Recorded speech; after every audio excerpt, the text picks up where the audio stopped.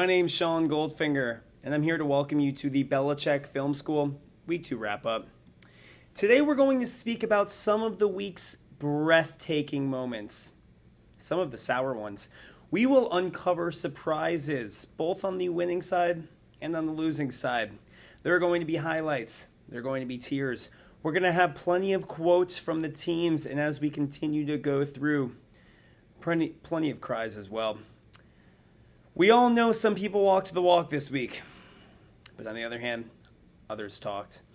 But together, we're going to walk, we're going to talk, and we might even chew some bubble gum with it.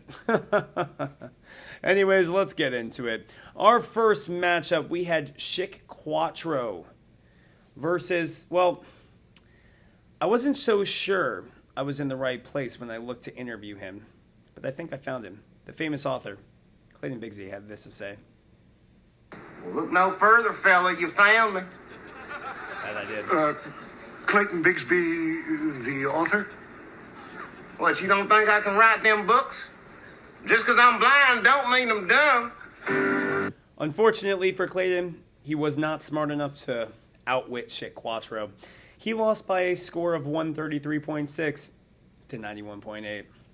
Unfortunately, again, for Clayton Bigsby, Julio Jones scored 3.4 points, and you might say, well, he dropped the long touchdown, but I talked to our mathematician, and to add on to that, if Julio Jones scored 33.4 points, you still would have lost.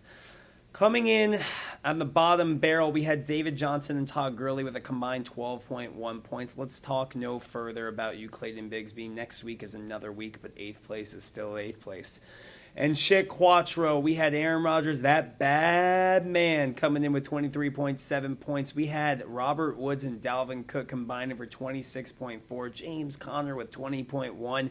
Justin Tucker and Pittsburgh D with 29. And the new face of the organization, Amari Cooper, coming in with 14 points. A wonderful, valiant effort by Schick Quattro. Now overtaking first place. Let's see how long he holds it. Corey, the ball's in your court. Our next game, we had the quarterback kid versus the CDC.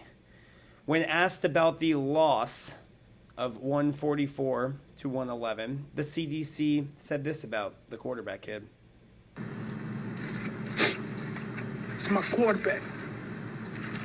And if you guys do that, man, it's unfair. We lost as a team. Well, unfortunately, you lost by yourself, and your quarterback took you down. The quarterback kid came in hot with Josh Allen with 48.48 points. Sounds a little crazy with 48.48, right? But so is it that Josh Allen did well. I don't think we'll be seeing that very often, but the quarterback kid did have a nice continued effort by Chris Carson and Tyreek Hill combining for 39.1 or 38.6 points. Ronald Jones with 9.7, Greg Zuerlein with 11. Essentially saying the rest of your team not performing that well. But you did play the CDC. Coming in at quarterback, Lamar Jackson, the former league champion, with 19.56 points. Looks like the new coaching isn't doing it. We had Tyler Boyd and Jonathan Taylor with great performances of 34.7 combined. But unfortunately, again, 1.6 points from your tight end will not cut it, CDC. We'll see what you do next week. Still in 5th place. Still on the edge of the playoffs. Similar to what you do most years when you lose. Let's continue on. We have Tua, Infinity, and Bay versus the Silverbacks. When asked about playing Tua, Infinity in the game, and the Bay, before the game, this is what the Silverbacks had to say.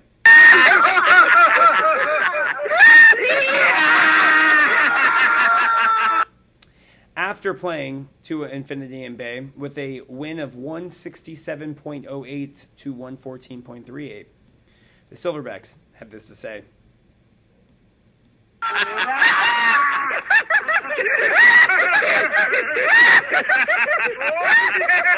And when the league was asked about how they felt Tua, Infinity, and Bay would perform in the Belichick Film School, this is what the league had to say.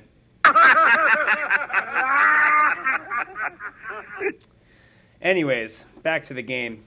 Patrick Mahomes with 35.48 points for Tua, Infinity, and Bay. Unfortunately, though, 6.8 points from your wide receivers just won't cut it. 3.4 points from your tight end Won't cut it. 6 points from your kicker.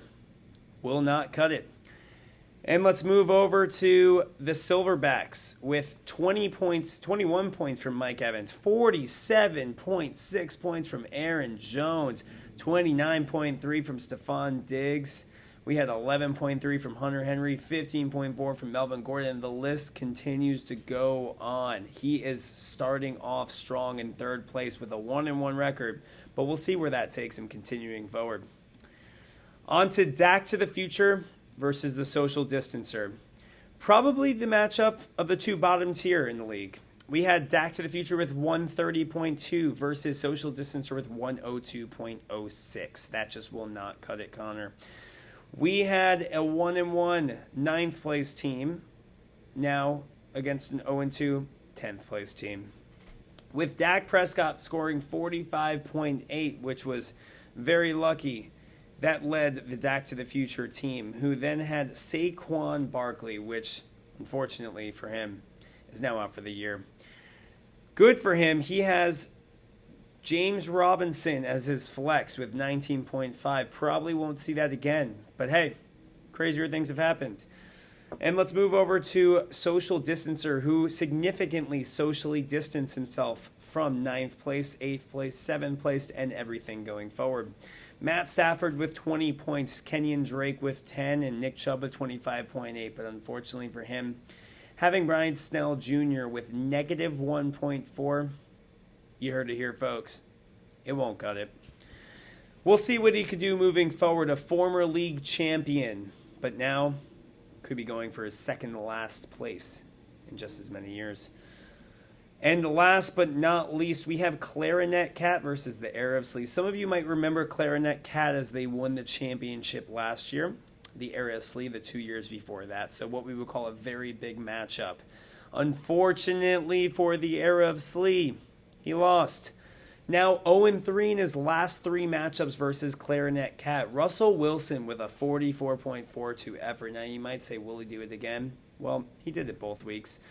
We had Calvin Ridley and McCaffrey with 49.2 points combined. McCaffrey, unfortunately, out for a little. Good for Clarinet Cat to have Austin Eckler just sitting there waiting to play running back. We have Darren Waller with 22.3 and Miles Sanders with 18.6. A valiant effort. And on the other side, we had Odell Beckham Jr. and DeAndre Hopkins with 33.2 points. We had Alvin Kamara and Josh Jacobs with 45.9 points. But unfortunately for the Era of Sleep, Tom Brady just didn't cut it. We have one last message, and this is how we're going to end. It was wonderful speaking to you. I wish you all the best, and I'm looking forward to another week. Casey, this is to you. You're a loser. You don't stand a chance.